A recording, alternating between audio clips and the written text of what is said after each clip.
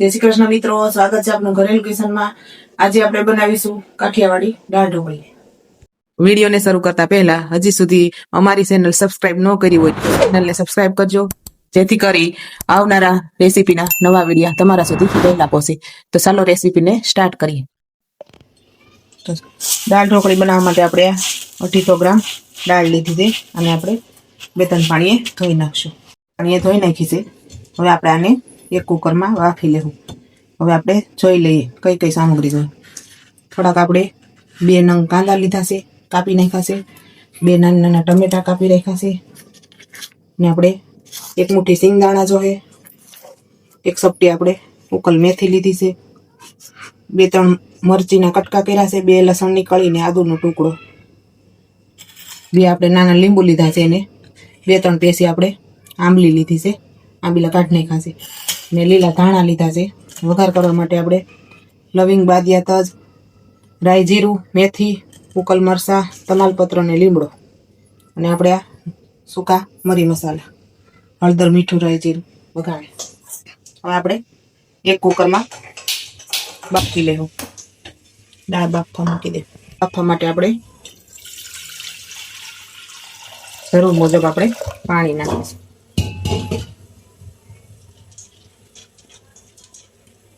પાણી ગરમ થાય એટલે આપણે એમાં દાળ વરી દેવાની।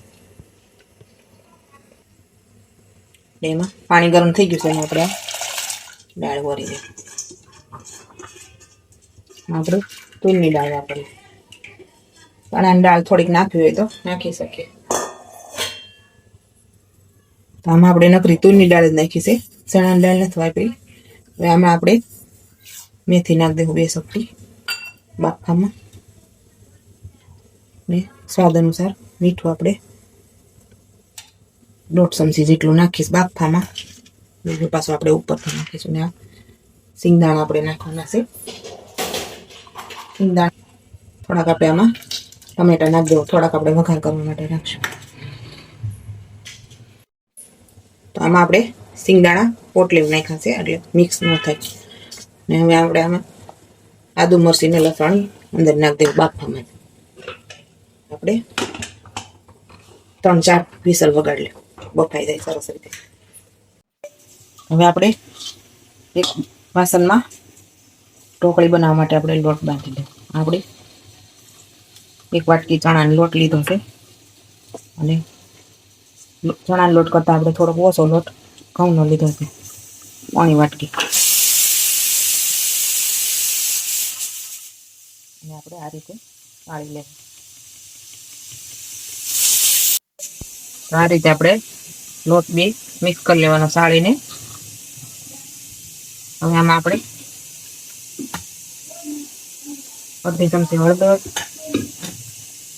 1 ચમચી ધાણા જીરું,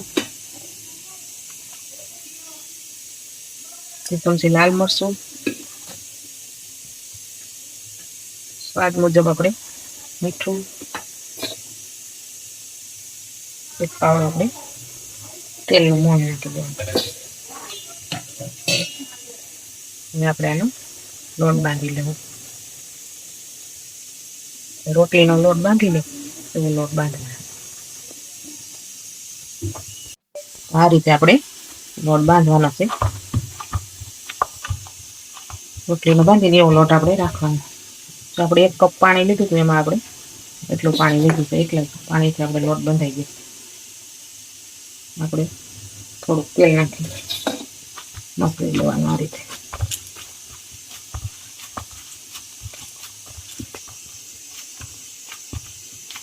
આ રીતે આપણે લોટ બાંધી લેવાના। આપણે 5 મિનિટ ઢાંકી દે। તો હવે આપણે દાળ બફાઈ ગઈ છે, આપણે કાઢીને આપણે બ્લેન્ડર કરી દે। તો આપણે આ સિંગદાણા કાઢી લેવું 1 વાટકીમાં। હવે આપણે આને બ્લેન્ડરથી પીસી લેવું। આ રીતે આપણે પીસી લેવું છે। જે આપણે થોડીક આને પતલી કરવાની। 1 ગ્લાસ જેટલું પાણી નાખીશું। આવી રીતે આપણે પતલી રાખીને ઉપર છે એટલે સરસ ઘાટી થઈ જાય। જેમ ઢોકળી આવશે એટલે એને ઉકળવા મૂકી દઈએ.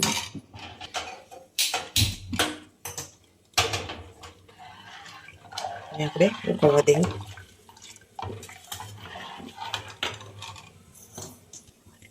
આમાં આપણે થોડુંક પાણી ગરમ મૂકી દઈએ સાઈડમાં. એમાં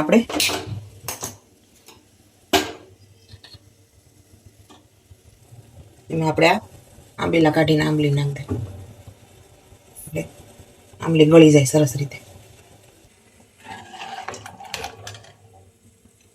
આમાં આપણે ચમચી હળદર,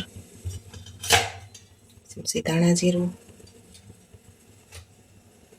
અડધી ચમચી લાલ મરચું,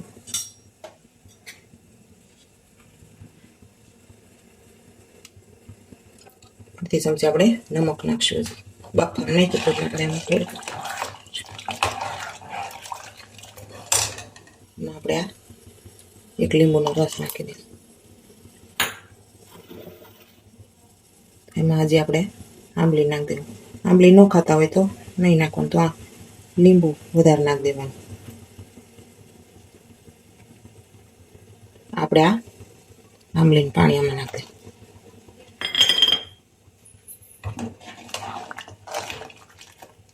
અને આપણે 2-3 ઉફાળ આવવા દેવું. અને ગળપણમાં આપણે ગોળ નાખવાનો છે. ખાંડની આંબલી નાખી છે ને એટલે આપણે ગોળ નાખવાનો. આંબલી ન હોય તો ખાંડ વાપરી શકીએ. આપણે થોડોક સુધારી નાખીએ. આપણે એને ઉકળવા દેવું. આપણે આ 2-3 લીમડાના પાન નાખી દઈએ ઉકળવામાં. બીજા આપણે વઘારમાં નાખશું. અને ધીમા ગેસે ઉકળવા દેવું. તે આપણે સાઈડમાં વાસણમાં આપણે વઘાર કરશું. વઘાર કરવા માટે એમાં આપણે 3 પાવડા જેટલું તેલ મૂકશું. તેલ આવે તે આપણે સિંગદાણા ખોલી દઉં. આ રીતે આપણે સિંગદાણા બાફી લીધા છે. હવે આપણે આને આમાં ઉકળવાનું નાખીએ. બ્લેન્ડર ફેરવું ને એટલે આપણે અલગથી રાખવા પડે.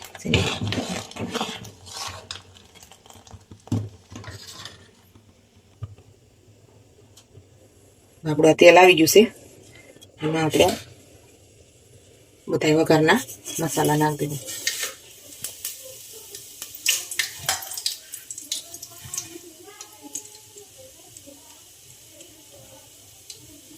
આપણે વઘાર થોડોક સળિયાતો રાખવાનો.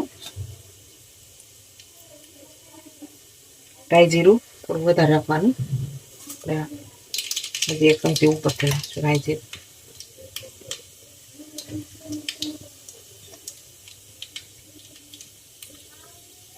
તો સરસ રીતે ફૂટી જાય ને પછી આપણે આ હિંગ નાખીશું 1 ચમચી.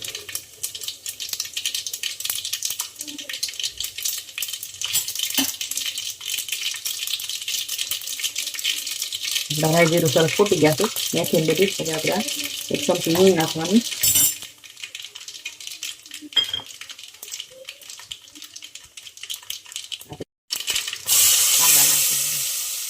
કાંદા આપણે 1.5 કાંદા જેટલી લીધી છે. 8-9 જેટલી એનું સમારી એમાં આપણે આ અડધું ટમેટું.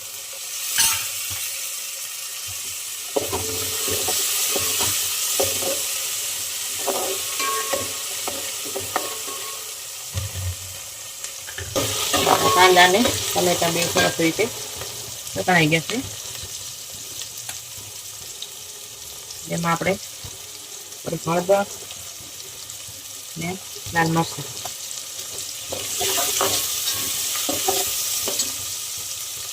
થોડાક આપણે આ સમારેલા ધાણા થોડાક આપણે ઉપરથી નાખીશું.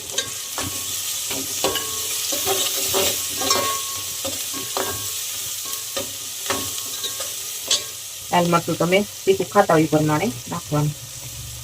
તીખું વધારે થાય એટલે જેટલું આપણે લાલ મરચું. આપણે આ દાળ ઉકળી ગઈ છે. આમાં આપણે રેડી દેવું દાળ બધું.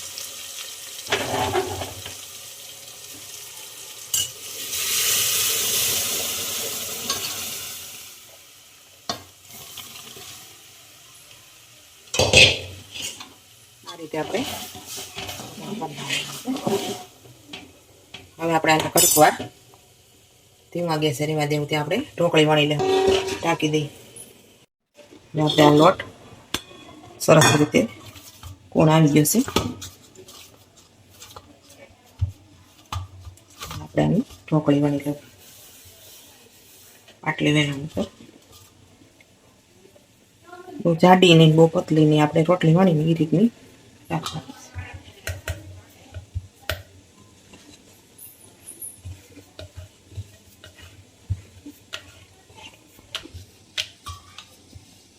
આ રીતે આપણે વણી લેવું. લોટ સોટે તો આપણે થોડોક ઉપરથી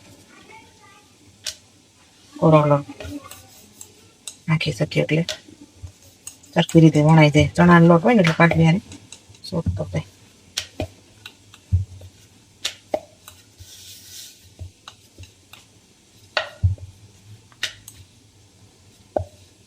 આ રીતે આપણે બહુ જાડી ને પતલી થઈ ગઈ આ રીતે વણવાની છે. આપણે પાડી લે.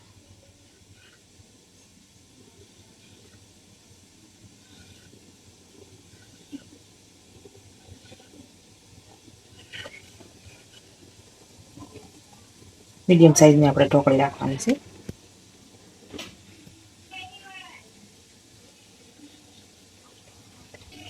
આ રીતે આપણે બધી વણી લેવાની છે. હવે આપણે એને દાળ ઉકળેમાં અંદર આપણે એડ કરી દેવાની. બધી ઢોકળી આપણે આ રીતે વણી લેવું નહીં. ધીમા ગેસે ઉકળે એમાં આપણે એટલે ઢોકળી સરસ રીતે બફાઈ જાય. તો આ રીતે આપણે બધી ઢોકળી વણી લીધી છે. આપણે આને 5 મિનિટ આપણે ઉકળવા દેવું એટલે સરસ રીતે ઢોકળી બધી બફાઈ જાય. દુબારા આપણે આને ઢાંકી દેવું. હવે આપણે 5 મિનિટ થઈ ગઈ છે. આ રીતે આપણે ખોલીને જોઈ લઈએ. એટલે ઢોકળી બધી સરસ રીતે બફાઈ ગઈ છે. આ રીતે આપણે આછીને ઘાટીને એવી જ રાખવાની છે.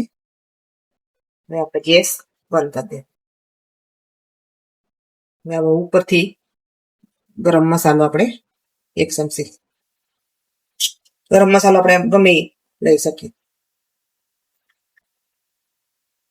થોડાક આપણે ધાણા એડ કરી દે. આપણે આને નીચે ઉતારીએ. હવે આપણે એક વાસણમાં સર્વ કરી લઈએ.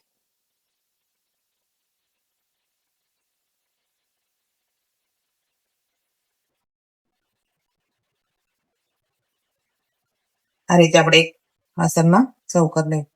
ઉપરથી આપણે થોડા ધાણા એડ કરી દઈએ.